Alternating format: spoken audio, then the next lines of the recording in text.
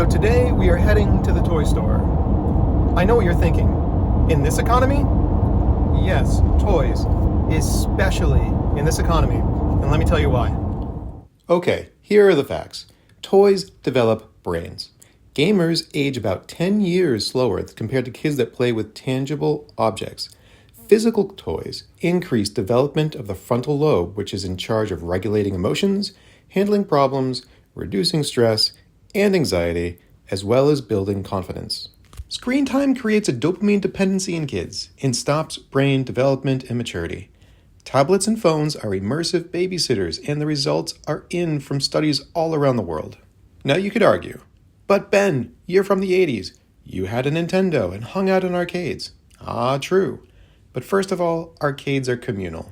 You hang out with your friends, you meet new friends, you talk to girls, challenge strangers, and talk to new people about how to get better at the games.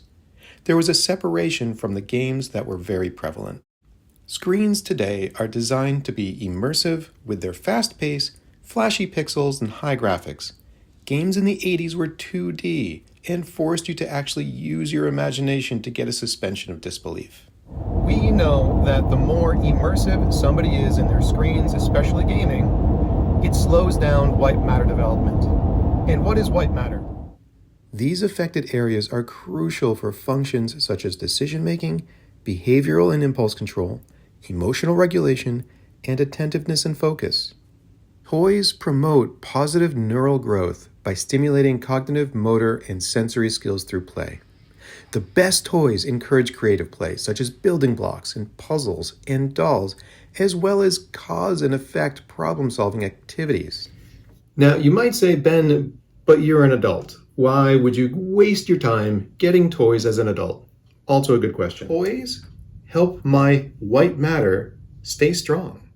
What do most adults do as a hobby when they're older? They watch sports, they sit on the couch, and they drink beer. That's not a great recipe for good brain health. Think about a car club. You are a Mercedes enthusiast. You go to car shows on the weekend. Well, as an adult, cars, real cars, those are just big toys. Those are just Hot Wheels. The type of toy doesn't matter. It can be a car club. It can be Pokemon cards. Those things are communal. It can be a comic book club. It really doesn't matter.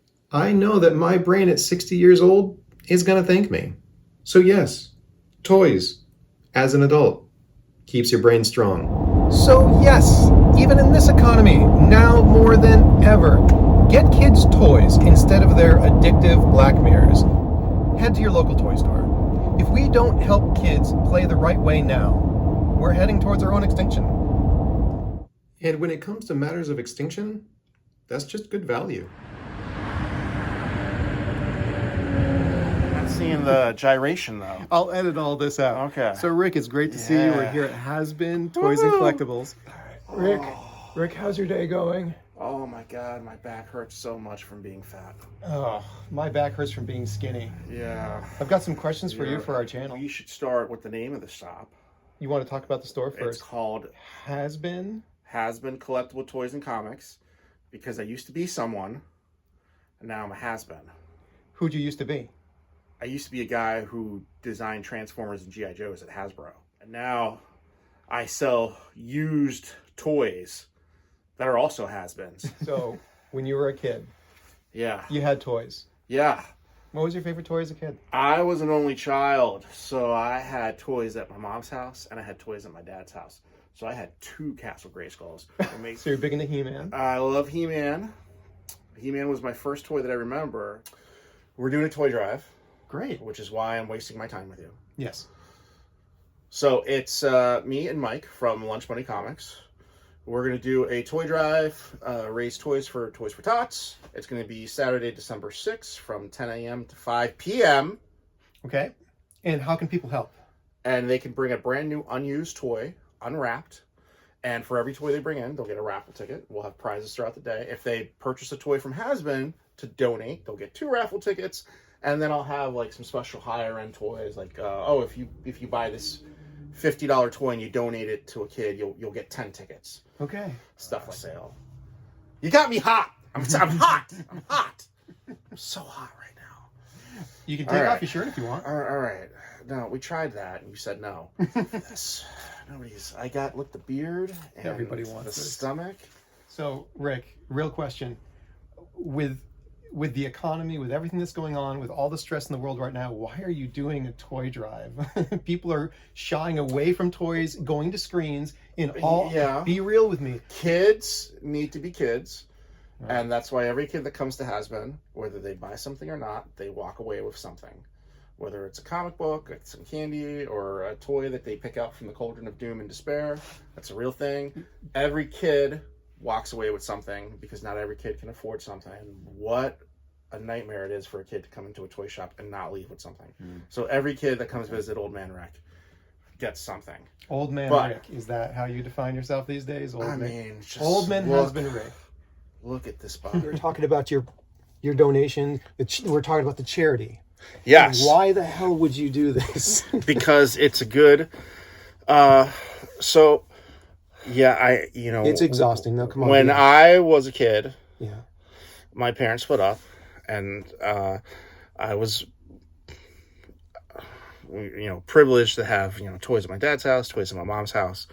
But there were kids that I knew that didn't have toys. And when I moved to South America, I lived in Venezuela, there were a lot of kids that looked at me and thought I was like super rich because I had Transformers and G.I. Joes and Star Wars that I had just brought with me from America. And those were just my toys.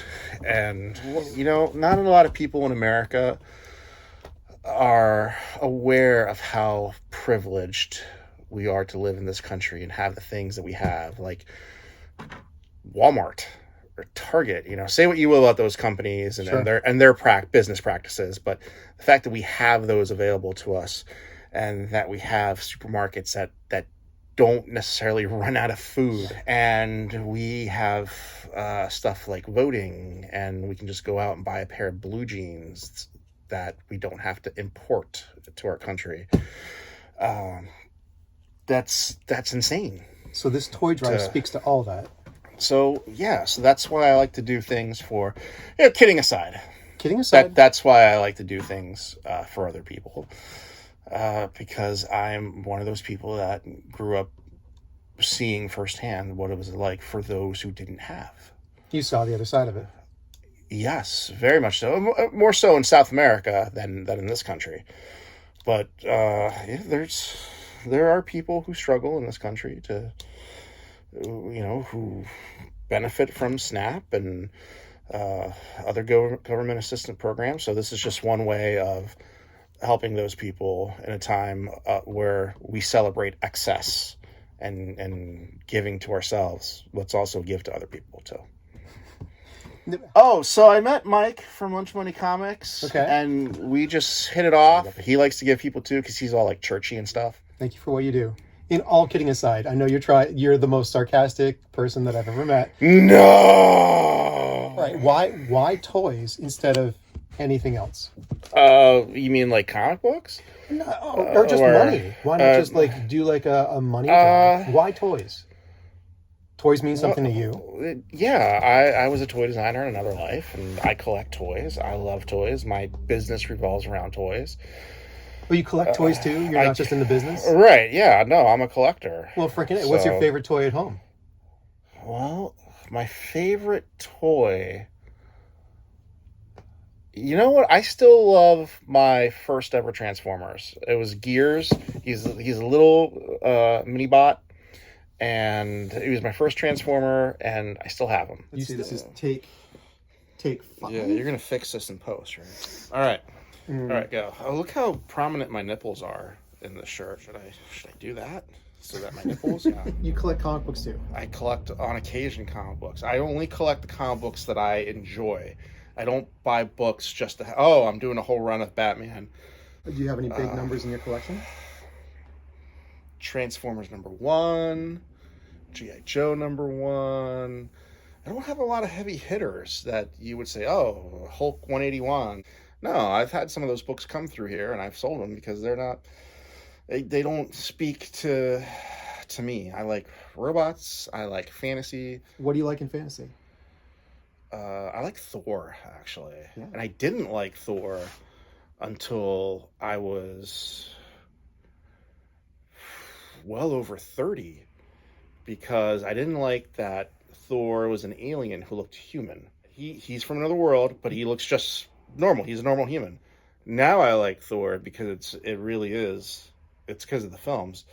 It blends science with fantasy. There's this godly aspect that there's something out there that we can't explain, but could we harness that and use it as a weapon or to make us stronger or hotter? Your favorite readability is Thor. Yeah, well, Transformers is always my go-to comic. Oh, is it really? Yeah. What do you think about the new Transformers that just came out for comics?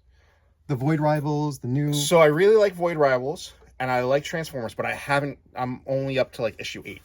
Okay. And they're on issue 25 already. Do you think they're doing a good job with it? I really like the reinvention of it. Yeah. I like the whole Megatron arm on Optimus. I love that. And I love that Hasbro's actually representing that physically with the toys. All right. Do you miss being in the industry? Nope. Nope. That was like a big weight off my shoulders. It's a very marketing driven company. So you have a lot of people who are not ground level making decisions that sometimes you should listen to the person who's on the ground level. Kids like Red, we're going to make that character who's been blue for the last 40 years. Yeah, make him red now. You remember when they made Snake Eyes neon blue instead of black? He had like neon orange goggles. Do you remember this? Yeah. That was when Storm Shadow was a good guy. They made him a good guy because he was so popular, we have to make him a good guy. Oh, God, there was this one guy who, I don't know if he was colorblind or what his deal was, but he just like, we need to make Optimus is our most popular character. We need to make Optimus in every color, especially green. I'm like, no, Optimus should not be green. So sure enough, once I was no longer at the company, they made a green Optimus Prime. People come up to me at shows and have me autograph the green Optimus. Because they know I hate it so much. They're like taunting me with it. Hey, look, we got a green Optimus. Oh, so you're still famous in the industry. I mean, I'm known. Was it your decision to kill off Optimus Prime in Transformers the movie? When I was 5 years old? Yeah, was that on you? No, that was not me. Funny enough about that movie, so I saw that movie as a kid. Me too. What's crazy is that like years later, I think it was for the 20th anniversary DVD, I did the commentary track for that movie. Did you really? Yeah. So when you're listening to the commentary, it's me talking. There's a toy there was a character that I really was pushing for in the toy line.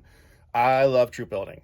So I love my soldiers. And I have about 800 Transformer sweeps from different eras if you add them all up together. Yeah. I got 400 of this one, 200 of that one, 100 of that one, 6 of the original ones. So I love my troop builders, and there's not a whole lot of guys in Transformers as opposed to G.I. Joe. Yeah. Where there's just soldier guys that you can just buy soldiers. So I, for the longest time, 3 different times, had Beast Machine's Jetstorm in the line plan, but he was always the last figure, and the last figure always tends to get cut so that they can make way for the next new exciting toy. Whether G1, G2, what was your favorite Transformer on the line ever? What's your favorite one in your collection or in the store? What's the one you can't live without? Well, I'm old school. Me too. So I liked my G1 1984 Optimus Prime. So there's different versions. There's big fist, little fists where like a piece of plastic comes up for like a millimeter. One of the hardest to get Optimus Primes was the big fist version, and that was the one I donated to the Smithsonian. So that one's in like, I don't know why, but I always said I want to get my toys in the Smithsonian. That was like your quest in life to get your toys. I don't know why. Like it was just like, I'm going to pick something impossible. And then they shot Transformers 2 at the Smithsonian, and everyone else went to LA for the premiere for the film, except for me. I was the low man on totem pole. I had to go to DC and set up the Transformers exhibit adjacent to the Blackbird that was used in the film. And so they only set up displays in the Smithsonian when it's closed. So I got to run around the museum when it was dark and it was closed, and I got to hold all the props and stuff. And my Jetfire, Starscream, and Optimus Prime are forever in the Smithsonian, and they say gift of Rick Alvarez. You are anything but a has-been to me, Rick. Oh, buddy. Thank you so much for being on today. All right. I love you. Yeah, I tolerate Merry you too. Christmas and Happy Thanksgiving. Yes. All right, we'll see Happy you soon. Diwali. And December 6th, we'll see you all here. So in summation, yes, toys.